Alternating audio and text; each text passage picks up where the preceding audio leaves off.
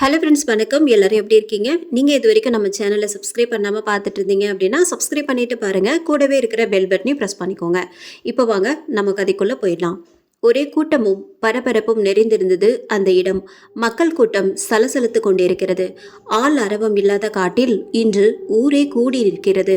கருத்த உடல், பல பச்சை குழந்தைகளின் அலறல் கேட்டு மகிழ்ச்சி கொள்ளும் அரக்கன் போல் ஓர் முகம், இடுப்பில் பீடி கட்டுடன் இருக்கும் லுங்கி, அழுக்கு நிறத்தில் ஒரு பனியன், அருகே ஒரு உடைந்த சாராய பாட்டில். இவையெல்லாம் அந்த மனிதன் பிணத்தின் குணம் என்னவாக இருக்கும் என்பதை உணர்த்தியது. நடுக்காட்டில் ஒரு மனித உருவம் கொண்ட மிருகம் இரத்த வாந்தி எடுத்து இரத்த வெள்ளத்தில் செத்து கிடக்கிறது. என்ன ஆயிற்று அவனுக்கு? ஏன் இப்படி காட்டில் வந்து செத்து கிடக்கிறான்? அவன் யார்? அவன் பெயர் மாணிக்கம். சேதுபதி ஐயா வீட்டில் வேலை செய்பவன். ஐயாவிற்கு நெருங்கிய கையால். அவன் இல்லாமல் அவர் ஒரு வேலையும் செய்வதில்லை. சேதுபதி ஐயா மிகவும் நல்லவர். கஷ்டப்படும் ஏழைகளுக்கு உதவி செய்பவர். மாணிக்கத்தையும் அவர் நல்லபடியாக தான் வைத்திருந்தார். முதல் நாள் இரவு கூட அவரிடம் பணம் வாங்கி கொண்டுதான் சென்றிருக்கிறான். ஆனால் இவனுக்கு என்ன ஆனது? போலீஸ் வந்து விசாரணை நடத்தினர். சேதுபதி ஐயாவிடம்தான் முதல் விசாரணை. ஐயா, நீங்க எப்போ அவரை கடைசியா பாத்தீங்க? நேத்து கருக்கல்ல வந்து ஐயா பொண்டாட்டிக்கு உடம்பு சரியில்லைன்னு கொஞ்சம் காசு வாங்கிட்டு போனான். அப்புறம் பார்க்கல சார். இதை சொல்லி முடிக்கும் முன் அவர் முகம் வேர்த்து கொட்டி இருந்தது. உடல் நடுங்கி கொண்டிருந்தார். நீங்க ஏன் ஐயா இவ்வளோ நடுங்குறீங்க? இல்லை, என் கூடவே இருந்தவன் திடீரென அவன் இறப்பை பார்த்ததும் என்னால் தாங்க முடியல. நான் போகிறேன் சார். வேற எதுவும் விவரம் வேணும்னா வீட்டுக்கு வாங்க. ஓகே ஐயா, நீங்கள் போகலாம். ஏமா இங்கே வா, ஐயா கூப்பிட்றாங்க. கண்ணீருடன் வந்து நின்றாள் மாணிக்கத்தின் மனைவி புஷ்பம். உன் பேர் என்னம்மா? புஷ்பம். உன் புருஷனை கடைசியா எப்பமா பார்த்த? ஐயா, நேத்து தான் ஐயா கிட்ட காசு வாங்கிக்கிட்டு வந்து கொடுத்தாரு. குடிச்சிட்டு வீட்டில் எப்பயும் சண்டை தான் போடுவார். நேற்று கூட அப்படிதான் காசை கொடுத்துட்டு வயிறு வலிக்குது, கல் கடைக்கு போயிட்டு வரேன்னு சண்டை போட்டு தான் போனார். ஏற்கனவே உன் கொலை வெந்து போய் தான் இருக்கு. வயிறு வலிக்குதுன்னு இன்னும் குடிச்சு நாசமாக போக போறேன்னு திட்டினேன். அதுக்கு என்ன அடிச்சுட்டு ஒரு 10 மணி வாக்கில் ஊட்ட விட்டு போனாரு. அப்புறம் வரவே இல்லையா? அந்த வயிற்று வழியிலால தான் போய் சேர்ந்துட்டான் மனுஷன் என்று கூறி கதறினாள். சரி, நீ போமா, விசாரிக்க கூப்பிட்டா வரணும். சரிங்க ஐயா. யோ கான்ஸ்டபிள், ஊரில் மக்கள் என்னையா பேசிக்கிறாங்க? ஐயா, எல்லாரும் ஆளுக்கு ஒரு காரணம் சொல்கிறாங்க. அங்கே பாருங்க, அவங்களே என்னெல்லாமோ பேசிக்கிறாங்க. ஏழை, இந்த காட்டில் ரத்த கேட்டேரி தாம்ல அவனை அடிச்சிருக்கு பாரு. அதான் இப்படி ரத்த கோரையா ஆக்கி போட்டிருக்கு. ஆமல, வயிற்றுல வலினா ஊருக்குள்ளே விழுந்து கிடக்காம இங்கே எப்படில வந்தான்? ஆமாம், இதை சொன்னால் நம்மளை முட்டா பயலுவேன்னு சொல்லுவாங்க. இப்படி சொல்லியது ஒரு கூட்டம். புஷ்பத்தை பாருடி, இருக்கிற வரைக்கும் எப்போ செத்து தொலையுமான்னு இருந்தா இப்போ நீலி கண்ணீர் வடிக்கிறா. ஏங்கா, அவ கஷ்டம் அவளுக்கு. போடி போ. எனக்கு என்னமோ அவளே தான் கொண்டு இருப்பான்னு தோணுது. அட சும்மா இருக்கா, போலீஸ்காரரு நம்மளையே பார்க்குறாரு என்றனர் 2 பெண்கள். எடை சேதுபதி, ஐயா கிட்ட ஏதோ வம்பு பண்ணியிருப்பான். பெரிய இடம்ல, அதான் சத்தம் இல்லாமல் இவன் சோழியை முடிச்சிட்டாவ போல என்றார் ஒருவர். எனக்கு என்னமோ அந்த கிறுக்கு பையன் ராஜா தான் ஏதோ பண்ணியிருக்கான். காலையில் ஆளா அவன்தாயா வந்து நின்றுட்டு இருந்தான் என்றான் ஒருவன். அவனே ஒரு கிறுக்கு பையன். அந்த சீதா பிள்ளை செத்து போனதுல இருந்து சித்த சுவாதீனம் இல்லாமல் இருக்கான். இந்த மாணிக்கம் பண்ற வம்புக்கு யாருனாலும் போட்டிருப்பாங்க என்று பதிலளித்தான் இன்னொருவன். அவன் கூட்டாளி காளியப்பன் கூட அன்னைக்கு ஏதோ சண்டை போட்டான். அப்புறம் ஒரு சண்டைக்கும் போகாம தான் இருந்தான். பாவி பையன் இப்படி செத்துட்டான் என்றால் ஒரு பாட்டி. போலீஸ் படை குழம்பிக் கொண்டிருந்தது. கொலையாளி யாரா இருக்கும் என்று. முதலில் சேதுபதி ஐயா வீட்டிற்கு வந்தது போலீஸ் படை. சேதுபதி ஐயா எல்லாவற்றுக்கும் தயாராக இருப்பது போல் தெளிவாய் அமர்ந்திருந்தார். இன்ஸ்பெக்டர் விவேக் தான் இந்த வழக்கை விசாரிக்க போகிறார். சொல்லுங்க சார், என்ன கேட்கணும் என்கிட்ட? மாணிக்க உங்ககிட்ட வந்து பணம் கேட்கும்போது மணி என்ன இருக்கும்? அப்போ வீட்டில் யார் இருந்தாங்க? மணி 7 இருக்கும். வீட்டில் யாரும் இல்லை. தோட்டக்காரன் மட்டும் வெளியில இருந்தான். தோட்டக்காரனை வர சொல்லுங்க. தோட்டக்காரன் வேலன் வந்து நின்றான். அன்னைக்கு என்ன நடந்துச்சு? அந்த மாணிக்கம் ஐயா கிட்ட என்ன கேட்டான்? ஐயா, நான் வெளியில தாங்க இருந்தேன். உள்ள என்ன நடந்துச்சுன்னு எனக்கு தெரியாது. பெரிய ஐயா ஏதோ சத்தம் போட்டாங்க, அது மட்டும்தான் வெளியில கேட்டுச்சு. வேற ஒன்றும் தெரியாதுங்க. ஐயா சத்தம் போட்டாரா? இன்ஸ்பெக்டர் கேட்டார். அது அது வந்து சேதுபதி ஐயா தடுமாறினார். சொல்லுங்க ஐயா, ஏன் சத்தம் போட்டீங்க? விடாமல் கேட்டார். அது அது வந்து அவனை குடும்பத்தை ஒழுங்கா பார்க்கணும்டா சொல்லி சத்தம் போட்டேன். பொறுப்பில்லாத பையன் சார் அவன். நிஜமாவே அவ்வளோதானா? சார், நீங்கள் கேட்குறத பார்த்தா என் மேலே சந்தேகப்படுற மாதிரியே இருக்குது. எனக்கு அவன் மேல் எந்த கோபமும் விரோதமும் கிடையாது. அனாவசியமாக என் கோபத்துக்கு ஆளாகாதீங்க. என்னை பற்றி ஊருக்குள்ளே கேட்டு பாருங்க. ஓ சரி, அப்போது கொலை நடந்த அன்னைக்கு 9:30 மணிக்கு நீங்கள் உங்கள் காரில் எங்கே போனீங்கன்னு தெரிஞ்சுக்கலாமா? என்ன அதே கோவத்தோட பதில் சொல்லுங்கள் சார். எங்கே போனீங்க? அது என் தோட்டத்தை பார்க்க போனேன். நைட் 9:30 மணிக்கு ஏன் தோட்டத்துக்கு போனீங்க? அதுவும் ஊருக்குள்ளே இருக்கிற உங்கள் தோட்டம். ஆனால் நீங்கள் ஊருக்கு வெளியில் உள்ள காட்டு பக்கம் போயிருக்கீங்க. அதுவும் கொலை நடந்த அதே காட்டு பக்கம். இல்லை சார், நான் அங்கே போகலை. நீங்கள் எது சொல்கிறீங்க? ஓகே, நீங்கள் போகலை. அப்போது உங்கள் கார் மட்டும் அங்கே போச்சு இல்லையா? Okay, alright. வேறு எதுவும் விவரம் தேவைப்பட்டா நான் வரேன். இப்போ நான் கிளம்புறேன். ஒரு வழியாய் அவர் சென்றதை நினைத்து பெருமூச்சு விட்டார் சேதுபதி ஐயா. இன்னும் என்னவெல்லாம் நடக்க போகுதோ? ஒருவேளை இவர் செய்த கொலையை மறைக்கத்தான் இவ்வளோ கஷ்டப்படுகிறாரோ? ஐயா, இந்த சேதுபதி ஐயா ஏன் இவ்வளோ பயப்படுறார்? இவருக்கு கொலையில ஏதோ சம்மந்தம் இருக்குமோ? கான்ஸ்டபிள் வடிவேல் விவேக்கிடம் கேட்டார். கண்டிப்பா இருக்கு. ஆனா இன்னும் நிறைய பேர்கிட்ட நாம விசாரிக்க வேண்டியிருக்கு. உங்க அடுத்த சந்தேகம் யார் மேல ஐயா? அடுத்து அந்த காளியப்பன், மாணிக்கத்திடம் ஏற்கனவே சண்டை போட்டு போனவன். அப்புறம் அந்த புஷ்பம். அடுத்து ஒரு பையனை கிறுக்குன்னு சொன்னாங்களே, அவன் பேர் என்ன? அவன் பேர் ராஜா. அவன்தான். அவன்தானு நினைக்கல. ஆனால் ஃபஸ்ட்டு டெட் பாடியை பார்த்தது அவன்தான். ஸோ அவனை கொஞ்சம் விசாரிக்கணும். அவன் சமீபத்தில் தான் இப்படி ஆயிட்டான். நல்லா படித்த பையனா. அவன் காதலி சீதான்னு ஒரு பொண்ணு. அவள் திடீர்னு இறந்ததும் இப்படி ஆயிட்டானா. சரி, அவனை நேரில் பார்த்து விசாரிக்கலாம். இப்போ காளியப்பன் எங்கே இருப்பான்? நான் போய் விசாரித்து காளியப்பனை கூட்டிகிட்டு வரேன் ஐயா. சரியா, போய் பார்த்து கூட்டிகிட்டு வா. நான் ஸ்டேஷன் போகிறேன். அடுத்து அந்த காளியப்பன் போய் சேர போகிறான் என்பதை அறியாத விவேக் ஸ்டேஷன் கிளம்பினார். மாணிக்கத்தின் கொலை வழக்கில் சேதுபதி ஐயாவின் விசாரணையை தொடர்ந்து காளியப்பன் வருகைக்காக காத்திருந்தார் இன்ஸ்பெக்டர் விவேக். ஐயா, காளியப்பன் 4 நாளாக வெளியூர் போயிட்டு காலையில் தான் வந்திருக்கான். கையோட கூட்டிகிட்டு வந்துட்டேன். உள்ளே வர சொல்லட்டுமா? கான்ஸ்டபிள் வடிவேல் கேட்டார். உள்ளே வர சொல்லியா? ஐயா வணக்கமுங்க, நான் தான் காளியப்பன். எங்கேயா போன 4 நாளா? ஐயா, அத்தை ஊருக்கு போயிருந்தேன்.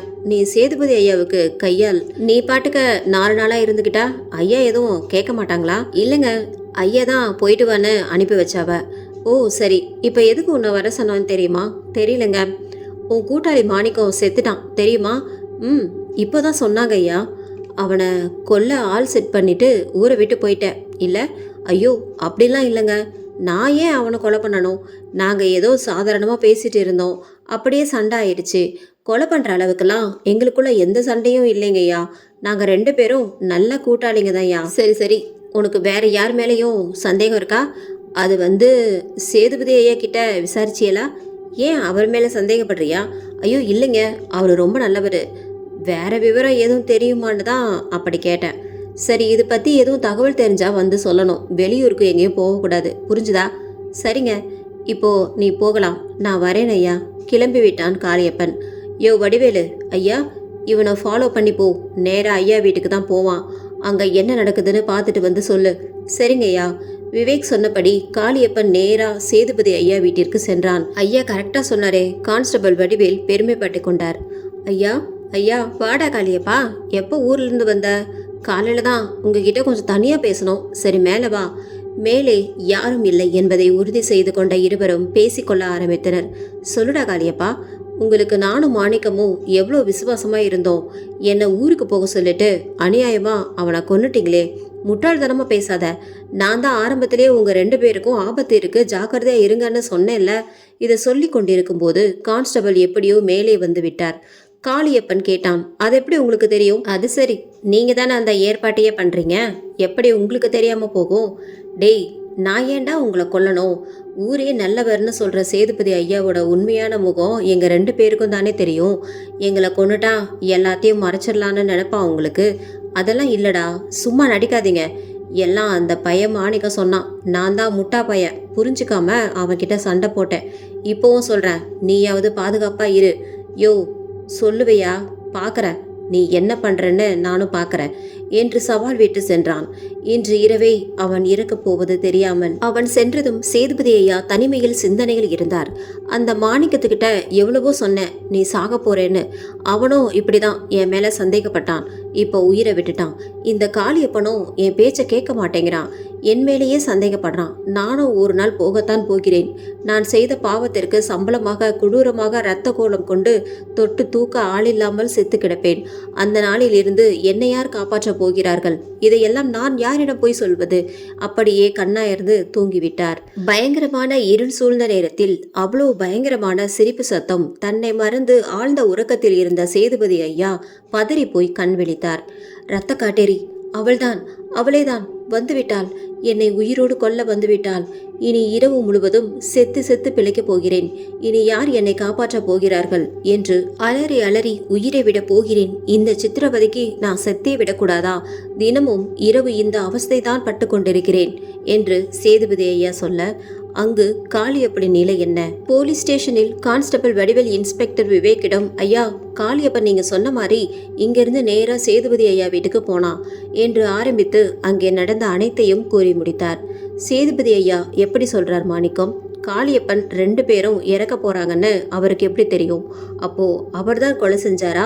அந்த கிறுக்கு பிடிச்ச ராஜா எப்படி மாணிக்க செத்த இடத்துல இருந்தா? அவன் எதேர்ச்சியாகத்தான் வந்திருக்கான். அப்போ ஐயா சொன்னபடி அடுத்த நாள் காளியப்பன் சாக போறானா? அப்போ அவனை ஃபாலோ பண்ணுனா க்ளூ கிடைக்கும். இனி ஒரு உயிர் கூட போகக்கூடாது. கான்ஸ்டபிள், நம்ம காளியப்பனை ஃபாலோ பண்ணுவோம். எதுக்கும் அந்த ராஜாவை கூட்டிட்டு வா, விசாரிப்போம். நான் அந்த காளியப்பனை போய் பார்த்துட்டு வரேன். விவேக் கிளம்பினார். ஐயா, ஐயா, வெளியில் அவசரமாக ஒரு அலறல் சத்தம் கேட்டது. என்னையா நல்ல தம்பி? நல்ல தம்பி அந்த ஊர்க்காரன் தான். அவன்தான் இப்போது சத்தம் போட்டான். என்னப்பா, பதறாம சொல்லு. அந்த காளியப்பன் என்று சொல்லும் போதே மூச்சு வாங்கியது அவனுக்கு. அவனை பார்க்க தான் நான் கிளம்புறேன். என்னாச்சு? மாணிக்க செத்த அதே இடத்துல செத்து கிடக்குறான். என்ன சொல்ற? ஆமாயா, உடம்புல ஒரே கீறல், ரத்த கோரையா, பார்க்கவே பயமா இருக்கியா? நீங்க வாங்க, கான்ஸ்டபிள் சேதுபதி ஐயா வீட்டில் தான் இருக்காருன்னு பாரு, நான் ஸ்பாட்டுக்கு போறேன். சரிங்க ஐயா. எதிரில் அந்த கிறுக்கன் ராஜா வந்தான். போங்க, என் சீதா செத்தா அப்ப யாராவது வந்தீங்களா? அடுத்து ஒவ்வொருத்தரா எல்லாரும் சாவுங்க. என்ன நடக்குதுங்க? இதெல்லாம் யார் பண்றாங்க? என்ன வேணாம் உங்களுக்கு? இன்ஸ்பெக்டர் விவேக் அந்த இடத்திற்கு விரைந்து சென்றார். யார் டெட் பாடியை ஃபர்ஸ்ட் பார்த்தாங்க? விவேக் கேட்டார். நான் தான் ஏன் பார்த்தேன், நல்ல தம்பி சொன்னான். எப்படி பார்த்த? நீ எப்படி இங்கே வந்த? ஐயா, நான் அசலூர் போயிருந்தேங்க. திரும்பி ஊருக்குள்ளே வரும்போது அந்த ராஜா கத்திக்கிட்டு ஓடி வந்தான். என்னன்னு வந்து பார்த்தா இந்த காளியப்பன் செத்து கிடக்கான். அதான் உடனே ஓடியாந்து உங்களுக்கும் தகவல் சொன்னேன். அந்த ராஜா என்ன 2 கொலை நடக்கும்போதும் இந்த இடத்துல எப்படி வரான்? அவனுக்கும் இந்த கொலைக்கும் என்ன சம்மந்தம்? என்னையா கான்ஸ்டபிள்? சேதுபதி ஐயா வீட்டில் தான் இருக்காரு. காளியப்பன் அவரை பார்த்து பேசிட்டு வரும்போது இருந்தே அதே இடத்துல அப்படியே தூங்கிட்டாரு. காளியப்பன் இறந்தது அவருக்கு இன்னும் தெரியாது. அப்போ அந்த ராஜா தான் எல்லாத்துக்கும் காரணமா? பைத்திய மாதிரி நடிச்சு ஊரை ஏமாத்திக்கிட்டு இருக்கானா? சரி, நான் பாத்துக்கிறேன். கான்ஸ்டபிள், மற்ற ப்ரொசீஜர் எல்லாம் நீ இருந்து முடிச்சுட்டு வாயா. சரிங்கய்யா. ஏமா, வேற யாருக்கும் எதுவும் தெரியுமா இங்க நடந்ததை பத்தி? தெரிஞ்சா சொல்லிடுங்க. தெரிந்தும் மறைச்சு வச்சா அடுத்த சாபு உங்களுடையதா கூட இருக்கலாம். கூட்டத்தை பார்த்து கேட்டார் விவேக். ஐயா, கூட்டத்திலிருந்து ஒரு பெண் குரல். சொல்லுமா. ஐயா, காட்டுக்கு வெளியே விறகு பொறக்க வந்தேங்க. காட்டுக்குள்ள ஐயோ அம்மான்னு அலறல் சத்தம் கேட்டுச்சு. உள்ள வர நினைச்சேன். ஒரு பெரிய வெளிச்சம் மாதிரி இருந்துச்சு. ரொம்ப பயங்கரமான காத்து அடிச்சுது. காடே ரொம்ப பயங்கரமா பார்க்கவே பயமா இருந்துச்சு. நான் பயந்து வீட்டுக்கு ஓடிட்டேன். காட்டுக்கு வெளியில தான் என் வீடு. அதுக்கப்புறம் யாரும் காட்டுல இருந்து வெளியில வரல. எனக்கு நல்லா தெரியும். கொஞ்ச நேரத்துக்கு முன்னாடி தான் ராஜாவும் நல்ல தம்பியும் வந்தாங்க. இந்த மனுஷங்க வேலைகை இல்லையா? கண்டிப்பா ரத்த கைட்டறி வேலையா தான் இருக்கும். யாரும் இனி காட்டு பக்கம் போகாதீங்க. சரிம்மா, நீ போகலாம். ஊர் ஜனங்களுக்கு நான் ஒன்று சொல்லிக்கிறேன். இந்த கேஸில் என்ன நடந்துச்சுன்னு கண்டுபிடிக்கிற வரைக்கும் யாரும் காட்டு பக்கம் போகக்கூடாது. இதுக்கு மேலேயும் நான் சொல்கிறத கேட்கலனா தீவிரமாக நடவடிக்கை எடுப்பேன். ஸ்டேஷன் வந்த விவேக் தனிமையில் அமர்ந்து கொண்டு யோசித்தார். என்ன இந்த கேஸ் இப்படி படுத்தது? சேதுபதி ஐயா தான் இந்த கொலையெல்லாம் ஆள் வச்சு செய்கிறாரா? இல்லை அந்த ராஜாவா? இல்லை ரத்த காட்டேரியா? ரொம்ப தண்ணி காட்டுதே. அந்த காட்டுக்கு ஸ்ட்ரிக்டாக காவல் போடணும். அந்த ராஜாவும் இறந்து போன அவள் காதலி சீதா பற்றியும் விசாரிக்கணும். இனி லேட் பண்ணக்கூடாது. ஃபோன் மணி ஒலித்தது. எடுத்தார் விவேக். அண்ணா, இன்னும் என்ன வேலை உனக்கு? தங்கச்சியை விட வேலை முக்கியமா? சீக்கிரம் வீட்டுக்கு வா. விவேக்கின் தங்கை வேணி தான் அது. திரும்ப ஒரு கொலை நடந்திருக்குமா? அதான் அந்த ஃபைலை தான் ரெடி பண்ணிட்டு இருக்கேன். கொஞ்ச நேரத்தில் அண்ணன் வந்துடுவேன். பத்திரமா இரு. பத்திரமாவா? சரி சரி, சீக்கிரமா வா. ரத்த காட்டேரி என்னை கொண்டு போகுது. ஏய், என்ன விளையாட்டு இது? வீட்லேயே இரு. இப்போ அண்ணன் வந்துடுவேன். சரி அண்ணா, பயப்படாம வா.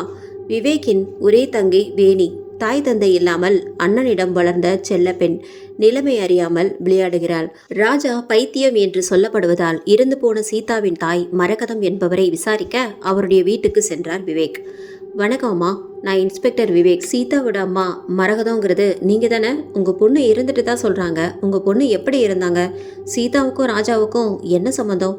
ஆமாங்க, என் பொண்ணு சீதா நல்லா படிப்பா. +2 படித்து நல்ல மார்க் வாங்கிட்டு படிக்க முடியாமல் கஷ்டப்படுறவங்கள பெரிய ஐயா சொந்த செலவில் மேல் படிப்புக்கு வெளியூர் அனுப்பி வச்சாவ. அதில் என் பொண்ணு சீதா, அந்த ராஜா இன்னும் 4-5 பேர் படிக்க போனாங்க. அதில் 2 பேருக்கும் பழக்கமாகி 2 குடும்பத்துக்கும் பிடிச்சி போய் நிச்சயம் பண்ணி வச்சுருந்தோம். அதுக்குள்ளே ஒரு நாள் காட்டுக்கு போன என் பொண்ணு ரத்த வெள்ளத்தில் கிடக்கிறான்னு தகவல் வந்தது. யார் கண்ணு பட்டுச்சோ நாங்கள் போய் பார்த்தா அவள் சாகிற நிலைமையில கிடந்தா. எல்லாரையும் உதவிக்கு கூப்பிட்டு யாரும் வரலை. அப்படியே செத்தும் போயிட்டா. காட்டில் ஏதோ வெறி பிடிச்ச ஓநாய் கடிச்சிருக்கோம், அதில் நோய் பரவும்னு சொல்லிட்டாங்க. யாருமே வரல. என் மக இறப்பை பற்றி யாரும் கவலையும் படலை. சேதுபதி ஐயா ரொம்ப நல்லவர், எல்லாருக்கும் ரொம்ப நல்லது செய்கிறவர். அவர் கூட வரல. நானும் ராஜாவும் தான் எல்லா காரியமும் பண்ணோம். தேம்பி தேம்பி அழுதார் மரகதம். என்னம்மா சொல்கிறீங்க? சேதுபதி ஐயா கூட வரலையா? ஆமாம், அடுத்த நாள் நாங்கள் தான் ஐயாவை போய் பார்த்தோம். உடம்பு சரியில்லைன்னு ஏதோ சொல்லி சமாளித்து கொஞ்சம் பணமும் கொடுத்தாரு. வேறு வழி இல்லாமல் ஒன்றும் சொல்லாமல் அப்படியே வந்துட்டோம். அப்படியே வெளியூர் போய் ஒரு 10 நாள் சொந்தக்காரங்க வீட்டில் இருந்துட்டு வந்துட்டேன். ஊரில் யாரும் உதவிக்கு வரல. ஐயாவும் எதையும் கண்டுக்கல. அந்த விரக்தியில் அந்த ராஜாவும் மனநிலை சரியில்லாமல் ஆயிட்டான். எப்பவும் சீதா ஞாபகமாக அந்த காட்டில் தான் இருப்பான். சாப்பாடு கொடுத்தாலும் அங்கே கொண்டு போய் தான் சாப்பிடுவான். நிறைய நாள் அங்கே தான் தூங்குவான். என் மக போனதும் எங்கள் வாழ்க்கையே போச்சு, நரக வாழ்க்கை.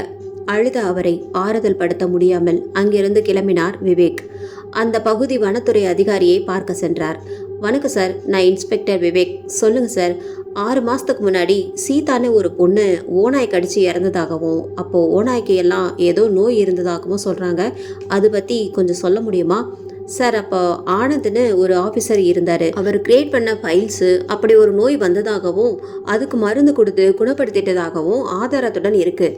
இப்போது ஆனந்த் சார் எங்க? 2 மாதத்துக்கு முன்னாடி அவர் காட்டுக்குள்ளே ரவுண்ட்ஸ் போகும்போது எதிர்பாராத விதமாக அவர் தலையில் பலமாக மரம் ஒடிஞ்சு விழுந்து இப்போது அவர் கோமால இருக்கார். மரம் ஒடிஞ்சு விழுந்தா? சந்தேகத்துடன் கேட்டார் விவேக். ஆமாம் சார், அவருக்கு பதிலாக தான் இப்போ நான் வந்திருக்கேன். ஓகே சார், நன்றி. You are welcome. அடுத்து ராஜாவை விசாரிக்க நினைத்த விவேக் ராஜா காட்டில் இருப்பானோ என்று நினைத்தவாறே வந்தார். ஐயா, என்ன ஆச்சுங்க? ஏதோ யோசனை? கான்ஸ்டபிள் கேட்டார். இல்லையா, அந்த ராஜா காட்டில் தான் இருப்பான்னு அந்த அம்மா சொல்லுச்சு. அவனை கூட்டிகிட்டு வரியா? ஐயா, ஒரு வாரமாக காட்டு பக்கம் யாரும் போகலை. அவனும் அங்கே போயிருக்க வாய்ப்பில்லை. ஊருக்குள்ளே தான் எங்கேயாவது சுற்றிட்டு இருப்பான். அவனை நான் எங்கன்னு பார்த்து கூட்டிகிட்டு வரேன். ஐயா, அதோ போகிறான் ராஜா. ஏய் ராஜா, ராஜா இங்கே வா, ஐயா கூப்பிட்றாங்க. வந்தான் ராஜா. ஏய் ராஜா, எங்கே போகிற? விவேக் கேட்டார். உடனே ராஜா சிரித்தார். என்னடா சிரிக்கிற? எங்கே போகிற? உங்களுக்கு வேலை கொடுத்து 1 வாரம் ஆச்சு. அடுத்து ஏதாச்சும் பண்ணணும்ல, அதுக்கு தான் காட்டுக்கு போகிறேன். தயாராயிருங்க அடுத்த பலிக்கு. திக் என்றது இருவருக்கும். என்ன சொல்கிற?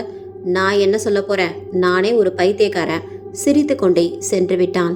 ஐயா, அவன் கிறுக்க ஏதோ வளர்றான். யோ, அவன் கிறுக்க இல்லையா, அவன் தான் எல்லாத்தையும் பழி வாங்கணும்னு கிறுக்கன் வேஷம் போட்டு எல்லாம் பண்ணுறான். என்னையா சொல்கிறீங்க? நாளைக்கு காலையில் அவனை கூப்பிட்டு விசாரிப்போம். சரிங்க ஐயா. சரி, நான் கிளம்புறேன். ஐயா, நானும் வரேன், போகலாம். விவேக்கின் வீடு வரை சென்றனர் இருவரும். வருகிறேன் என்று வீட்டினுள் சென்றார் விவேக். அதை தாண்டிதான் கான்ஸ்டபிள் வீட்டுக்கு செல்ல வேண்டும். அருகில் ஒரு டீ கடை. இங்கேயே ஒரு நல்ல டீ குடித்து போகலாம் என்று நினைத்த கான்ஸ்டபிள் விவேக் வீட்டிற்கு எதிரில் இருந்த டீ கடையில் டீ குடித்தார். வீடு சென்ற விவேக் சிறிது நேரத்தில் பதட்டத்துடன் வெளியில் சென்றார். ஐயா இப்போ எங்கே போகிறாங்க என்று சந்தேகித்த கான்ஸ்டபிள் அவரை தொடர்ந்தார். அவர் கொலை நடந்த அதே காட்டிற்குள் நுழைந்தார். அவர் பின்னே சென்ற கான்ஸ்டபிள் கண்ட காட்சி, ஒருவன் கழுத்தில் கால் வைத்து கொண்டிருந்தார் விவேக். அவன் கொஞ்சம் கொஞ்சமாக செத்து கொண்டிருந்தான். முகத்தில் வெறி, உடல் முழுவதும் வியர்வை. அவனை ஏன் விவேக் கொலை செய்ய வேண்டும்? கொன்றே தீர வேண்டும் என்ற வெறியில் அவன் கையை முறுக்கி கழுத்தை அமுக்கி மிதித்து கொண்டு இரத்த வெள்ளத்தில் அவனை முக்கிக் கொண்டிருந்தார் விவேக். ஐயா என்று கான்ஸ்டபிள் அழைக்க அவன் உயிர் அவன் உடலை விட்டு பிரிந்து விட்டது. ஐயா நீங்களா? அமைதியாய் இருந்தார். ஆனால் அந்த உயிரை கொன்றுவிட்ட திருப்தி மட்டும் அவர் முகத்தில் இருந்தது. ஏன் ஐயா இப்படி பண்ணீங்க? ஏன் இப்படி ஒருத்தரை கொலை பண்ணுறீங்க? நீங்களே கொலை பண்ணிட்டு நீங்களே விசாரிக்கிற மாதிரி நடிக்கிறீங்க. ஏன் இந்த நாடகம்? உண்மையிலேயே நீங்கள் யாரு? இல்லை, நான் கொல்லலை, நான் இல்லை. ஐயோ, இது நம்ம யூனியன் ஆஃபீஸில் வேலை பார்க்குற குமார், நல்ல பையனாச்சே, ஏன் இப்படி பண்ணீங்க? சொல்லுங்க ஐயா. கொலை செய்கிறது தான் உங்கள் வேலையா? உங்களை நல்லவர்னு நினச்சேன், ஏன் இப்படி பண்ணீங்க? சொல்லுங்க. ஐயோ, நான் இதை பண்ணலை, நம்பியா? கண்ணால் பார்த்த என்கிட்டயே போய் சொல்கிறீங்களே. நீ பார்த்தது நிஜம் இல்லை, நான் சொல்கிறத கேளு. இன்னும் என்ன சொல்ல போகிறீங்க? ரத்த கைட்டேரி, அதுதான், அது பண்ண வேலை தான் இது. அப்படிதான் கேஸை முடிக்க பிளான் பண்ணியிருக்கீங்களா? ஐயோ, சத்தியமாக நான் சொல்கிறது உண்மை. என் தங்க வேணி மேலே சத்தியமா. தங்கை மேல் உயிரையே வைத்திருக்கும் விவேக் இப்படி சொன்னதும் ஒரு கணம் யோசித்தார் வடிவேல். நீங்கள் சொல்கிறத எப்படி நம்புறது? எல்லாம் என் வீட்டுக்கு போய் சொல்கிறேன். இப்போ முதல்ல இங்கிருந்து கிளம்பலாம். இருவரும் அங்கிருந்து சென்றனர். அதே நேரத்தில் சேதுபதி ஐயா வீட்டில், ஏன் ஐயா தினமும் 6 மணிக்கு மேலே எங்கள் யாரையும் வீட்டில் இருக்க விட மாட்டீங்க? ஆனால் 10 மணிக்கு மேலே உங்கள் அலறல் சத்தம் வெளியில் கேட்கு. நான் நிறைய கவனித்தேன், ஆனால் நீங்கள் என்கிட்ட உண்மையை சொல்லவே இல்லை. உங்களுக்கு காவல் இப்போ நான் மட்டும்தான். உங்கள் பிள்ளைங்க எல்லாரும் வெளியூரில் இருக்காவ. உங்களுக்கு ஒன்றுனா அவங்களால தாங்க முடியுமா? சொல்லுங்க ஐயா. உங்கள் மேலே என்னை விட அக்கறை யாருக்கும் கிடையாது. உங்களுக்கு என்ன பிரச்சனை? உடம்பு சரியில்லையா? இல்லை எதையும் நினச்சி கவலைப்படுறீங்களா? இல்லை வேற எதுவும் கவலையா? என்கிட்ட சொல்லுங்க. நான் யார்கிட்டயும் எதுவும் சொல்ல மாட்டேன். பேசி முடித்தார் தோட்டக்கார வேலன். அவர் சொல்வது சரிதான். ஐயாவின் மேலும் அவர் குடும்பத்தின் மேலும் மிகுந்த அக்கறை உள்ளவர். அவர் பிள்ளைகளுடன் நேரடி தொடர்பில் இருக்கிறார் வேலன். இங்கு என்ன நடந்தாலும் அவர் பிள்ளைகளுக்கு உடனே தெரியப்படுத்தி விடுவார். அதனாலே வேலனுக்கு தெரியாமலே பல தவறுகளை செய்துவிட்டார் சேதுபதி ஐயா. வேலா, உன்னை பத்தி எனக்கு நல்லா தெரியும். இந்த குடும்பத்து மேல எவ்வளவு விசுவாசமா இருக்க. ஆனா என்னால இப்ப எதுவும் சொல்ல முடியாது. என்னை எதுவும் கேட்காத. ஐயா, என்னை மன்னிச்சிடுங்க. நீங்கள் என்ன பிரச்சனைன்னு சொல்லியே ஆகணும். நீங்கள் சொல்லாமல் நான் இங்கேருந்து போக மாட்டேன். ஐயோ வேலா, வேலா, என்னன்னு சொல்கிறேன்.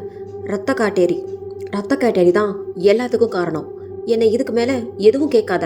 இதை யார்கிட்டையும் சொல்லாத. என்னையா சொல்லுதிய? ரத்த காட்டேரியா? எதையோ மறைக்க என்கிட்ட என்னமோ சொல்லுதியே. இல்லை, ரத்த காட்டேரி தான், அதுவே காரணம்தான். இன்ஸ்பெக்டர் விவேக் சொன்னதைப் போலவே சேதுபதி ஐயாவும் கூறினார். இருவரும் என்ன முயற்சி செய்கிறார்கள்? எதை மறைக்க இப்படி கூறுகிறார்கள்? கான்ஸ்டபிள் வடிவேலை அழைத்து கொண்டு காட்டை விட்டு அவசரமாக வெளியே வந்தார் விவேக். ஐயா, சொல்லுங்க, ஏன் இந்த பையனை கொலை பண்ணீங்க? யோ வடிவேல், நான் எதுவும் பண்ணலை. நம்ம 2 பேரும் வீட்டுக்கு போனோம் இல்லையா? அப்போ என் தங்கச்சி வேணி அழுதுகிட்டே இருந்தா. ரொம்ப பயந்து போயிருந்தா. எனக்கும் ரொம்ப பதட்டமாயிடுச்சு. என்ன ஆச்சுன்னு கேட்டேன். அதுக்கு அவள் ரொம்ப கத்தி அழ ஆரம்பிச்சிட்டா. அவளை சமாதானம் பண்ணினா அப்புறம் தான் விஷயத்தையே சொல்ல ஆரம்பிச்சா. அண்ணா, என்னை மன்னிச்சிருங்க. யூனியன் ஆஃபீஸில் வேலை செய்கிற குமார்னு ஒரு பையன், ரொம்ப நல்லவர்னு எல்லார்கிட்டேயும் பேர் வாங்கினவர். நல்லா படித்தவரும் கூட. அவரை பார்த்து பேசி பழகினேன். போக போக எங்கள் 2 பேருக்கும் பிடிச்சி போய் காதலிக்க ஆரம்பித்தோம். என்ன சொல்கிற வேணி? ஆமா அண்ணா, உன்கிட்ட நானே சொல்லான்னு தான் இருந்தேன். அதுக்குள்ள என்னென்னமோ நடந்துடுச்சு. சரி, இப்போ என்ன ஆச்சுன்னு சொல்லு. அது அவன் தனியாக மீட் பண்ணி பேசவே முடியல. மனசு விட்டு பேசணும்னு சொன்னான். அதுக்கு இப்போது ஊருக்கு வெளியில் இருக்கிற காட்டில் இப்போ யாரும் போகக்கூடாதுன்னு உங்கள் அண்ணன் சொல்லியிருக்காரு. அதனால் அங்கே யாரும் இருக்க மாட்டாங்க. அங்கே போய் கொஞ்ச நேரம் பேசிட்டு வரலான்னு சொன்னான்.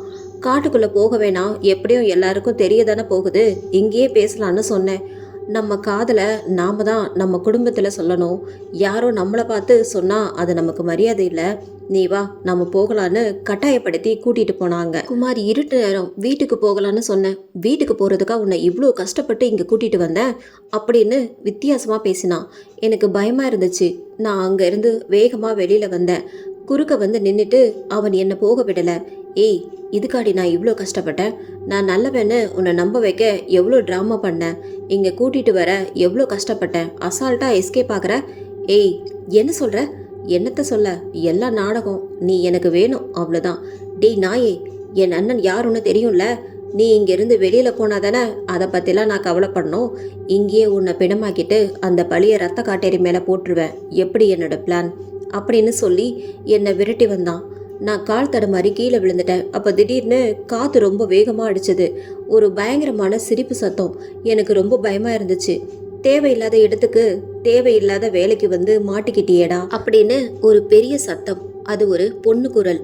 2 பேரும் நடுங்கி போய் நின்னோம். அப்போதான் நான் யாருன்னு கேட்டேன். உயிர் மேலே ஆசை இருந்தா ஓடுடி, அவனை திரும்பி பார்க்காம போ, நிற்காத, உன் உயிரையும் மானத்தையும் காப்பாற்றணும்னு ஓடு அப்படின்னு அந்த குரல் சொல்லுச்சு. நான் திரும்பி பார்க்காம வந்துட்டேன். நான் வெளியில் வரும்போது அவனோட அலறல் சத்தம் கேட்டுச்சு. காடே அதிர்ற மாதிரி நான் பயந்து வீட்டுக்கு ஓடி வந்துட்டேன். தெரியாம அவன் வலையில விழ பார்த்தேன். அது பேய் பூதோ காட்டேரியோ, இப்போ அதான் நான் எனக்கு தெய்வம். அந்த சக்தி தான் என்னை காப்பாத்துச்சு அப்படின்னு சொல்லி என் தங்கச்சி கதறி அழுதா என்று கான்ஸ்டபிளிடம் சொல்லி முடித்தார் விவேக். ஐயா, ஆமா வடிவேலு, இப்படி ஒரு தங்கச்சி சொன்னா நான் என்ன பண்ணுவேன்? நேரா அந்த காட்டுக்கு போனேன். அங்க என்ன நடந்துச்சுன்னு தெரியல. நான் போகும்போது அவன் சாக போற நிலைமையில இருந்தான். என் தங்கச்சி வாழ்க்கையை கெடுத்து அவளை கொல்ல நினைச்ச அவனை ஒரு அண்ணனா நான் என்ன பண்ணுவேன்? அதான் கோபத்துல அவனை கழுத்துல மிதிச்சு அமுத்துனேன். அப்போதான் நீ வந்த. அவன் ஏதோ சொல்ல வந்தான், அப்படியே செத்துட்டான். ஐயா, அப்போ இதெல்லாம் ரத்த காட்டேரி வேலைதானா? 3 கொலைகளையும் பற்றி விசாரிக்க விவேக் ராஜாவை தேடி காட்டிற்கு சென்றார். அங்கு ராஜாவின் குரல் கேட்டது. சீதா, அந்த 3 பேரும் இதே காட்டுல செத்து போயிட்டாங்க. அடுத்து என்ன நடக்கும் இந்த ஊர்ல? என்ன கிறுக்கன்னு சொல்லி யாருமே பேச மாட்டேங்கிறாங்க. ஆனா நமக்கு நடந்த அநியாயத்துக்கு நாம தானே அவங்கள ஒதுக்கி வைக்கணும். இவனுங்களுக்கெல்லாம் வேணும், இன்னும் நல்லா அனுபவிக்கட்டும். விவேக் அனைத்தையும் கேட்டுக்கொண்டிருந்தார்.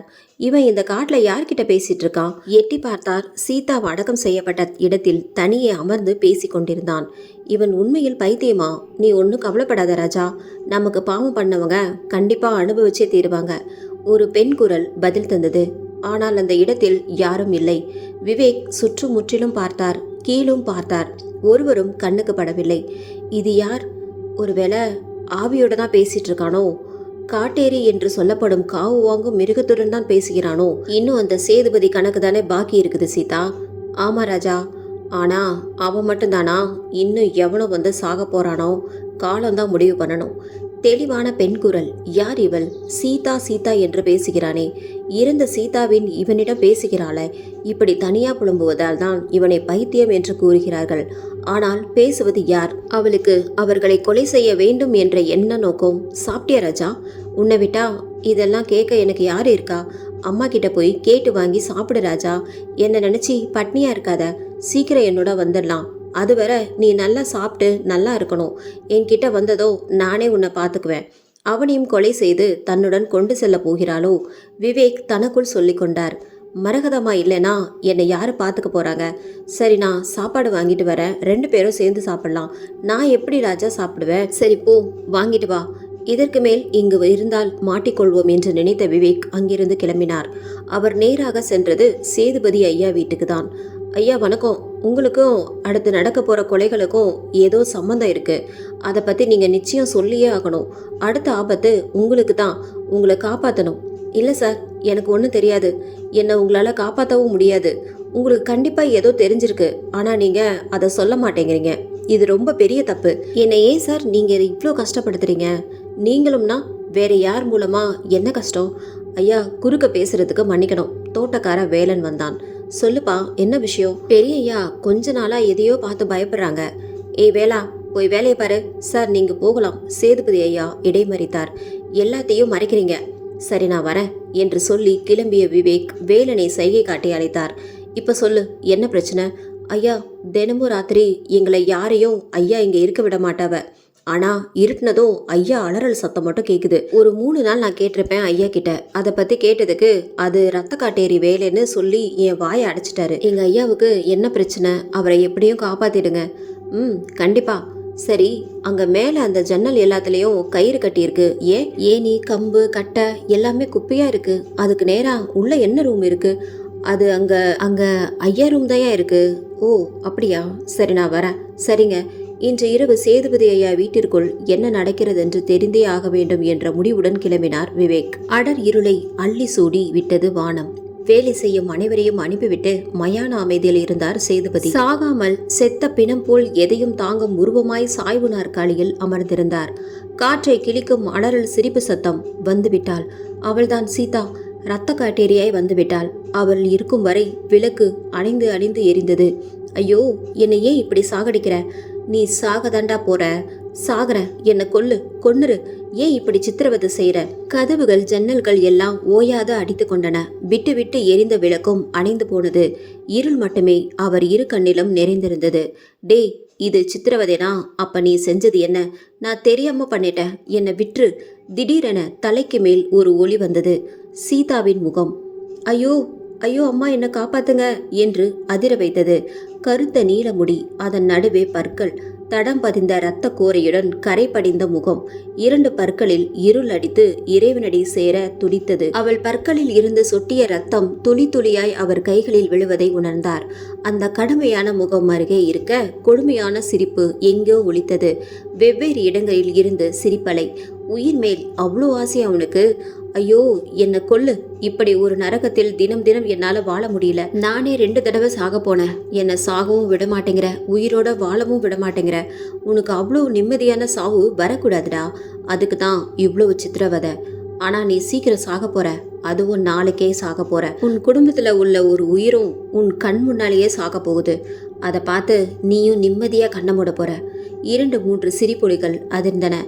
என் குடும்பம் என்ன பண்ணுச்சு, அவங்கள விட்டுரு, அதுதாண்டா உனக்கு தண்டனை. உன் தண்டனைய நான் முடிவு பண்றேன், நீ பண்ணாத. சட்டென அந்த உருவம் மறைந்தது. காற்றின் வேகம் குறைந்தது. அணைந்த விளக்கு தானே உயிர் பெற்றது. அலறல், சிரிப்பொலி அனைத்தும் அடங்கியது. அடித்து கொண்டிருந்த ஜன்னல் கதவுகளின் ஆட்டம் நின்றது. ஐயோ, கொடுமை செய்துவிட்டேன், தவறு செய்துவிட்டேன். என் பாவத்திற்கு என் குடும்பம் அழிய வேண்டுமா? இன்னும் என்னவெல்லாம் நான் காணப்போகிறேன்? கடவுளே, என்னை காப்பாற்று. தன்னையே நொந்து கொண்டார் சேதுபதி. என்ன நடக்கும் என்று பார்க்க வந்த விவேக்கிற்கு இருட்டில் ஒன்றுமே தெரியவில்லை. ஆனால் கேட்ட சத்தங்கள் வைத்து ஒருவாறு கணித்து விட்டார். நாளை சேதுபதி ஐயாவை கொலை செய்ய போகிறார்கள். நடக்கப் போவதையும் நடத்த போகிறவர்களையும் தன் மனதிற்குள் கணக்கு போட்டு கொண்டவராய் அங்கிருந்து கிளம்பினார். ராஜா மற்றும் அந்த பெண் குரல் இவை மட்டும்தான் இப்போது சந்தேகப்பட தகுந்த குறிப்புகள். இதை வைத்துதான் இதுவரை நடந்த கொலைகளை பற்றியே அறிய வேண்டும். இனி எந்த கொலையும் நடக்காமல் தடுக்க வேண்டும். விடிந்த பொழுது எல்லோருக்கும் நல்ல பொழுதாக விடியட்டும் என்று எண்ணியவாறு எழுந்தார் விவேக். இன்றைய பணி முதலில் சேதுபதி ஐயா வீட்டில்தான். கான்ஸ்டபிள் வடிவேலுவும் அங்கு வந்து சேர்ந்தார். அந்த வீட்டை சுற்றிலும் நோட்டமிட்டனர். சுற்றிலும் கிடந்த கயிறுகள் அனைத்தையும் எடுத்து பார்த்தனர். அவை ஜன்னல் கதவுகளில் கட்டப்பட்டிருந்த கயிற்றை இழுக்கும் பொழுது அவை வேகமாக அடித்து கொண்டன. மின் கம்பிகளும் சில இடங்களில் துண்டித்து இணைக்கப்பட்டிருந்தது. இவை அனைத்தும் சேதுபதி அறையை சுற்றி மட்டுமே செய்யப்பட்டிருந்தது. நீங்கள் நினைப்பது சரிதான். பேயும் இல்லை, இரத்த காட்டேரியும் இல்லை. மனிதர்கள் செய்யும் சதிதான். அதுவும் அந்த ராஜாதான் உங்களைப் போல விவேக்கும் கெஸ் செய்து விட்டார். வடிவேல், நான் சந்தேகப்பட்டது போல் ராஜா தான் இதற்கு காரணம். அவன் மட்டும் இல்ல, இன்னும் யாரோ ஹெல்ப் பண்றாங்க. அதுவும் ஒரு பொண்ணு. ராஜா சொல்படி அவ சீதாவா தான் இருக்கணும். 2 பேர் மட்டும்தானா? எனக்கு சந்தேகமா இருக்கு. சரி ஐயா, நீங்க ரத்த காட்டேரியில மனுஷங்க தான் இப்படி பண்றாங்கன்னு சொல்றீங்க. அப்போ சீதா எப்படி? அதான் எனக்கு குழப்பமா இருக்கு. சீதா இறந்த பின் யாரும் பார்த்தாங்களா? இல்ல ஐயா, ஓனா கடிச்சிருக்கு, நோய் பரவுன்னு யாருமே போகல. அப்ப சீதா உண்மையிலே சாகாம இருக்க கூட வாய்ப்பு இருக்கு இல்லையா? ஐயா, ஆமா. அப்போ அவ செத்துட்டான்னு அவங்க குடும்பம் நாடகம் ஆடுறாங்களா? இருக்கலாம். ஆனா ராஜா சீதா செத்து போனதை பத்தி யாரும் கவலைப்படல. அதனால எல்லாரும் சாக போறீங்க அப்படின்னு அன்னைக்கு சொல்லிட்டு போனால. சீதா செத்து போயிருந்தாதான் அவன் பழி வாங்கணும். ஒருவேளை சீதா சாகலைன்னா அவங்க ஏன் ஊர்க்காரங்க எல்லாரையும் பழி வாங்கணும்? இதுக்குள்ள வேற ஏதோ மர்மம் இருக்கு. ஐயா, இப்போ நம்ம என்ன பண்ணுறது? என்ன பண்ண போகிறோம்? எப்படி கண்டுபிடிக்க போகிறோம்? இன்னைக்கு எல்லாத்துக்கும் விடை கிடைச்சிரும். வா போகலாம். சரி ஐயா. விவேக் மற்றும் கான்ஸ்டபிள் இருவரும் ராஜாவை பின்பற்றி வந்தனர். சேதுபதி ஐயாவின் வீட்டிற்கு வந்தான் ராஜா. என்ன செய்ய போகிறான் என்ற யோசனையுடன் பார்த்தார் விவேக். ஐயா, சேதுபதி ஐயா, நீயா என்றார் சேதுபதி. நானே தான். வேற யாரையும் எதிர்பார்த்தீங்களா? ஒரு விஷயம் சொல்ல வந்தேன். என்ன சொல்ல போற? உன் மூத்த பையன் இந்த உலகத்தை விட்டே போயிட்டான். கடைசியா அவன் முகத்தையாவது நீங்க பார்க்க வேணாமா? என் மகன் என்ன பாவம் பண்ணான்? நான் பண்ண தப்புக்கு அவனுக்கு ஏன் தண்டனை? அதான் நீயே சொல்லிட்டியே, நீ செஞ்ச பாவம் உன் பிள்ளைங்க தலையில தானே வந்து நிற்கோ. போ, அதே காட்டில் தான் உன் பிள்ளை போனமா கிடக்குறான், போய் பாரு. அதிர்ந்து போன சேதுபதி உடனே காட்டுக்கு சென்றார். ராஜாவும் சென்றான். விவேக் கான்ஸ்டபிளிடம், சேதுபதி ஐயா வீட்டில் உள்ள எல்லாரும் எங்க இருந்தாலும் அதை விசாரிச்சு பாதுகாப்பை ஏற்பாடு பண்ணுங்க. நான் சேதுபதி ஐயாவை ஃபாலோ பண்ணி போறேன். சரி ஐயா. கான்ஸ்டபிள் கிளம்பி விட்டார். காட்டிற்கு சென்ற விவேக் அங்கே மறைந்து நின்று சேதுபதி ஐயாவை பார்த்தார். அங்கு அவரை தவிர யாரும் இல்லை. என்னடா, உன் பிள்ளையோட பிணத்தை பார்க்க வந்தியா? நீ செஞ்ச தப்புக்கு நான் உன்னைதான் தண்டிக்கணும், உன் குடும்பத்தை இல்ல. அதே பெண் குரல் கேட்டது. சுற்றி முற்றி பார்த்தார். ஆனால் அங்கு யாரும் இல்லை. சேதுபதி மட்டுமே நின்றிருந்தார். அவர் முகத்தில் தன் பிள்ளைகள் இறக்கவில்லை என்ற நிம்மதி ஒன்றும் புரியாதவராய் நின்றார். ஆனால் நீ சாவதை யாராலும் தடுக்க முடியாது என்று கூறியவாறே மரத்திற்கு பின்னே இருந்து ராஜா வந்தான். விவேக் தனது கை துப்பாக்கி எடுத்து தயாராக வைத்திருந்தார். அதுவும் என் கையாலேயே சாக போற என்று அதே பெண் குரலில் கூறி மரத்தின் இருளில் இருந்து ஒரு உருவம் தொப்பென்று குதித்தது. இல்லை, நீங்கள் நினைப்பது போல் அது அகோரமாக இல்லை. அது ஆவி அல்ல, பேய் அல்ல, இரத்த வாடை வீசிக்கொண்டு வரும் இரத்த காட்டேரி அல்ல, அழுகிய பிணங்களை தின்னும் கழுகு அல்ல, வேட்டையாடும் ஓனாயும் அல்ல. அவள் ஒரு முழு வடிவ பெண், தேவலோக மங்கை, அழகில் கவரும் ராட்சசி, பெண்களின் பெருமை. அவள் கண்களில் கனிவு, கனவுகளின் தேவதை. ஆனால் அவளின் குழந்தைத்தன முகத்தில் இப்போது கொலைவெறி, கண்களில் ஆறாத பசி. அவள்தான் நம் கதையின் நாயகி சீதா. ஆம், அவளேதான். அதே கோபத்தில் ஒரு மரக்கட்டையை சேதுபதியை நோக்கி ஊங்கினாள். ஹேண்ட்ஸ்அப், இடைமறித்தார் விவேக். சீதா, ராஜா இருவருமே இதை எதிர்பார்க்கவில்லை. அப்படிலாம் நீ யாரையும் கொல்ல முடியாது. செத்து போன மாதிரி நாடகமாடி ஊரை ஏமாத்திட்டு இருக்கியா? எல்லா கொலையும் நீ தானே பண்ணின. ஒழுங்கா சரண்டர் ஆயிரு. ஏய், நீயும் தான் ராஜா என்று சொல்லிக் கொண்டிருந்த விவேக் தலையில் யாரோ கட்டையால் அடித்தார். விவேக் திரும்பி பார்த்தால் அது சீதாவின் அம்மா மரகதம். நீயுமா என்று சொல்லிக்கொண்டே சரிந்து விழுந்தார். சரியான நேரத்துல வந்தம்மா, சீதா சொன்னாள். நீ தான் சாகலையே, அப்புறம் ஏன் அவரை பழிவாங்க நினைக்கிற? கீழே விழுந்த விவேக் கேட்டார். சீதா சிரித்தாள். ஏய், நீ தான் எல்லா கொலையும் பண்ணின. உன்னை நான் சும்மா விட மாட்டேன். மரியாதை அவரை விட்டுரு. ஆமா, நான் தான் எல்லாம் பண்ணேன். அந்த மாணிக்கம், காளியப்பன், குமார் எல்லாரையும் கொலை பண்ண. அந்த ஃபாரஸ்ட் ஆஃபீஸர் ஆனந்த், அவனையும் கொல்ல முயற்சி பண்ண. ஆனா அவன் தப்பிச்சு கோமாவுக்கு போயிட்டான். இப்போ இவனையும் நான் தான் கொல்ல போறேன். இவன் உயிர் என் கையால தான் போகணும். நீயே எல்லாம் பண்ணிட்டு இல்லாத ஒரு ரத்த காட்டேரி மேல பழிய போட்டு தப்பிக்க பாக்குற. ரத்த காட்டேரி இல்லையா? இல்லைன்னு யார் சொன்னது? ரத்த காட்டேரி இருக்கு, அது உண்மைதான், சீதா கூறினாள். இது என்ன புது குழப்பம்? யோசித்தவரே மயங்கினார் விவேக். சேதுபதி மிரண்டு போயிருந்தார். மரகதம், சீதா, ராஜா மூவரும் சிரித்தனர். அந்த காடை அதிர்ந்தது. சீதா, என்னை மன்னிச்சிடு.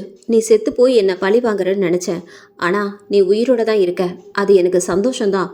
ஆனா என்னை விட்டுடு. நான் மனசார மன்னிப்பு கேட்குறேன். என்னை மன்னிச்சிடு. என்னை விட்டுரு சீதா, தயவு செஞ்சு என்னை விட்டுரு.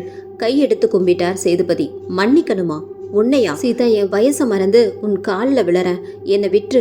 கால்களில் விழுந்தார். அவரை தள்ளிவிட்டு சீதா அவள் காலை எடுத்து அவர் கழுத்தில் வைத்து அமுக்கினாள். கையில் ஒரு கட்டையை எடுத்து முதுகில் ஊங்கி அடித்தாள். வலி தாங்க முடியாமல் ஆவென அலறினார். அந்த சத்தத்தில் விவேக் கண் விழித்தார். அதை கவனித்த ராஜா அவரை இழுத்து கொண்டு வந்து மரத்தில் கட்டினான். ஏய், நீ எல்லாம் ஒரு பொண்ணா? இத்தனை கொலை பண்ணி பெண் வர்க்கத்தையே கேவலப்படுத்துற? இதுக்கு உன் அம்மாவும் உடந்த. என்ன ஜென்மண்டி நீங்கெல்லாம்? விவேக் கத்தினார். ஏய், நிறுத்து. நான் தான் பண்ணேன், எல்லாமே நான் தான் பண்ணேன். குடிபோதையில வந்த மாணிக்கத்தை ராஜா இங்க கூட்டிட்டு வந்தான். அடுத்து காளியப்பன், அவன் பொண்டாட்டி காட்டுல மயங்கி விழுந்துட்டான்னு பொய் சொல்லி என் அம்மா தான் வர வச்சாங்க. அந்த குமார், அவனை உன் தங்கச்சியா கூட்டிட்டு வந்தான். எல்லாரையும் இங்கேயே தான் கொன்னேன். ஆனந்த், அவன் காட்டுல ரவுண்ட்ஸ் வரும்போது கொல்ல முயற்சி பண்ணேன். அதுக்கு என்ன இப்போ? ஏன் இதெல்லாம் பண்ற?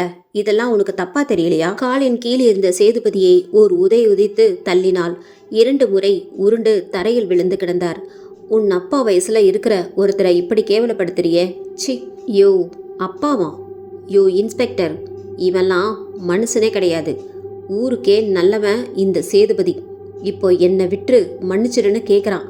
ஆனா 6 மாசத்துக்கு முன்னாடி வரைக்கும் அழகான குருவி கூடு மாதிரி இருந்த என் குடும்பத்தை நாசம் பண்ண பாவி இவன்.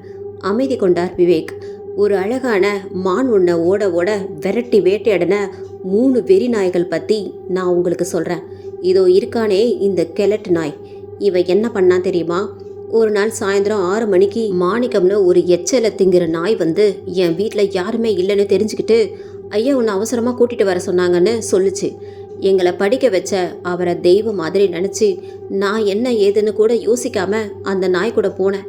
வழியில் ஒரு இருட்டில் யாரோ என் தலையில் அடித்தாங்க. திரும்பி பார்த்தா அது காளியப்பன்.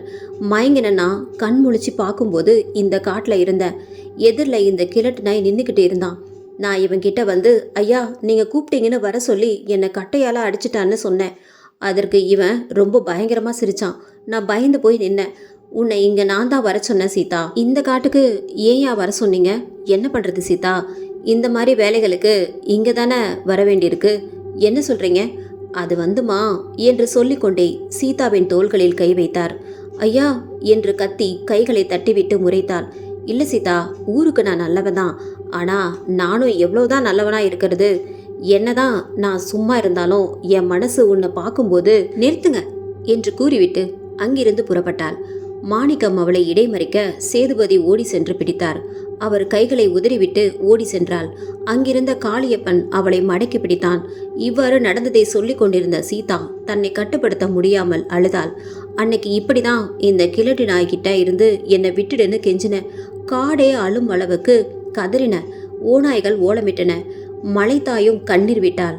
ஆனால் அந்த காம அரக்கன் என் வாழ்க்கையை நாசம் செய்தான். அந்த எச்சையில பொறுக்கும் 2 நாய்கள் என்னை ஓட விடாம தடுத்து இவன் காலடியில் என்னை கொண்டு போட்டு அதற்கு மேல் பேச முடியாமல் அழுதாள். விவேக்கின் நெஞ்சை பிழிந்தது அவளின் ஒவ்வொரு வார்த்தையும். உயிரற்ற இரத்த பிண்டமாறி என்னை தூக்கி எறிந்து போனான். என் இரத்தத்தை குடித்த இவன்தான் இரத்த காட்டேரி. பெண்களை நாசம் செய்து அவர்களின் வாழ்க்கையை தன்னுடன் இச்சைக்காக பலி கொடுக்கும் இவனை போன்ற ஜென்மங்கள் தான் இரத்த காட்டேரி.